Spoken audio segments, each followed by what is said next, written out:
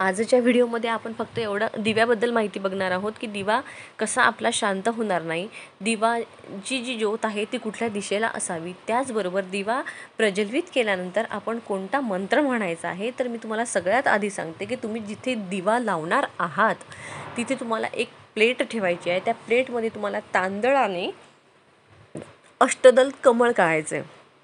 अष्टदल कमळ तुम्ही फोटोमध्ये दिसतंय त्याप्रमाणे काढू शकता.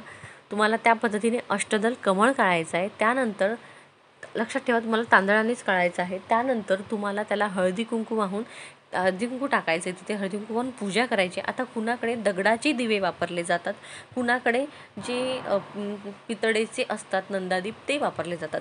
तर जर तुम्ही दगडाचा दिवा जो चित्रामध्ये दिसतोय तो जर तुम्ही वापरत असाल तर त्याची ज्योत ही दिशेला होते. जर आपण नंदादीप वापरला तर ती सरळ असते, तर ती डायरेक्ट देवाकडे जाते. पण ह्याची ज्योत तुम्हाला कुठे करायची आहे, तर ज्या दिशेने तुम्ही तुमचा घटस्थापना केली आहे तर घटस्थापनेच्या अगदी समोर, घटस्थापनेच्या समोर तुमचं ज्योत झाली पाहिजे. आता साहजिकच आहे की आपण पूर्व पश्चिमच घटस्थापना करणार आहोत, तर त्यामुळे तुम्हाला दिव्याची जी ज्योत आहे ते तुमच्या घटस्थापनेकडे करायची आहे. आणि ते जर तुम्हाला शक्य होत नसेल तर पूर्वेकडेच तुम्हाला, पूर्व पश्चिम या दिशेनेच तुम्हाला दिव्याची ज्योत ठेवायची आहे.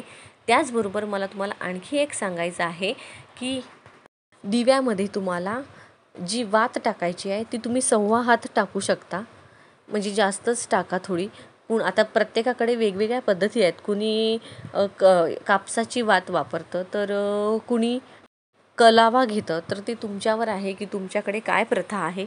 त्यानंतर आता असा जो नंदादीप असतो, आता याच्यामध्ये जर तुम्ही वाट टाकली तर ती डायरेक्ट सरळ ज्योत होईल, म्हणजे ती डायरेक्ट देवाकडे जाते. त्याला दिशा वगैरे काही आपल्याला ठरवायची गरज पडत नाही. पण जो आधी मी दगडाचा दिवा सांगितला तर लक्षात ठेवा की त्याची ज्योत एक तर तुम्ही तुमच्या घटस्थापनेकडेच होईल, म्हणजे ती ज्योत तुमच्या घटाकडे होईल असा तुम्ही दिवा लावा. आणि ते जर तुम्हाला शक्य होत नसेल तर एक गोष्ट कायम लक्षात ठेवा की दक्षिणेकडे तुम्हाला दिव्याचं तोंड करायचं नाही आहे. दक्षिण उत्तर अर्थात कुणी करणार नाही, तरीही सांगते. आणि एक गोष्ट अशी की देवाच्या डाव्या हाताला नेहमी तेलाचा दिवा असतो आणि देवाच्या उजव्या हाताला नेहमी तुपाचा दिवा असतो. म्हणजेच आपल्या उजव्या हाताला तेलाचा दिवा आणि आपल्या डाव्या हाताला तुपाचा दिवा, हे 2 नियम आहेत दिवा लावायचे. आता पुढे बघू दिव्यामध्ये आपल्याला कोणतं तेल टाकायचं आहे. हे बघा, तुम्ही एकदम साधं स्वस्तातलं तेल टाकता, मग तो दिवा विझतो, त्याला काही अर्थ राहत नाही. तर तुम्हाला दिव्यामध्ये तिळाचंच तेल टाकायचं आहे. तिळाच्या तेलानेच तुम्हाला दिवा प्रज्वलित करायचा आहे. दिवा प्रज्वलित केल्यानंतर त्याला हळदी कुंकू फूल तुम्हाला वाहून घ्यायचं आहे. त्यानंतर तुम्हाला जो स्क्रीनवर दिसतोय तो मंत्र म्हणायचा आहे. ओम जयंती मंगला काली भद्रकाली कपालिनी दुर्गा क्षमा शिवा धात्री स्वाहा स्वधा नमोस्तुते, हा मंत्र म्हणायचा आहे तुम्हाला आणि दिव्याला नमस्कार करायचा आहे. आता मी तुम्हाला सांगते की तुमचा दिवा विझणार नाही याची तुम्ही कशी काळजी घ्यायची आहे. तर लक्षात ठेवा, तो जो ज्योत तुम्ही लावलेली आहे, तुम्हाला आता रात्रभर दिवा तुम्ही प्रज्वलित चालू आहे तर सकाळी उठून त्याच्यावर काजळी आलेली असते, म्हणजे नाही का असा काळा धूर जो आलेला असतो ना, तो काढताना कधी कधी दिवा शांत होतो म्हणजेच दिवा विझतो.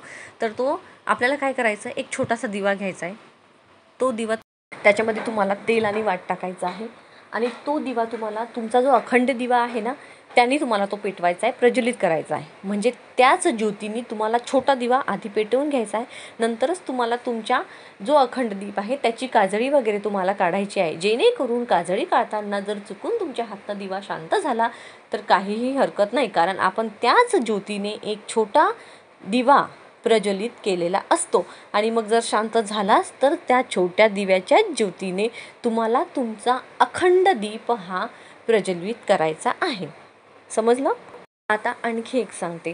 दिव्यासाठी शक्यतो तिळाचंच तेल वापरा. तुम्ही काय करता, साधं स्वस्तातलं तेल आणता आणि त्या स्वस्तातल्या तेलाने दिवा पेटवता, मग त्याला खूप सारा धूर येतो, त्याला खूप सारा तो काजळीत, म्हणजे तो गूल म्हणतात त्याला, तो गूल त्याच्यावर साचतो, मग त्याच्याने तो दिवा शांत होतो. मग दिवा शांत झाला की आपल्या मनात वाईट विचार येतात. त्यापेक्षा आपण नवरात्रात 9 दिवसच, फक्त वर्षातनं एकदाच आपण हा दिवा अखंड दीप प्रज्वलित करत असतो, तर काय हरकत आहे, आपण स्वतःसाठी एवढा खर्च करतो तर देवासाठी हा खर्च करायला काय हरकत आहे. आपण तिळाचंच तेल शक्यतो सगळ्यांनी वापरायला पाहिजे. आता पण तरीही ज्यांच्याच्याने होत नाही, ज्यांची परिस्थितीच नाही, त्यांनी घरामध्ये जे तेल वापरलं तेल टाकलं तरीही तुम्हाला चालेल.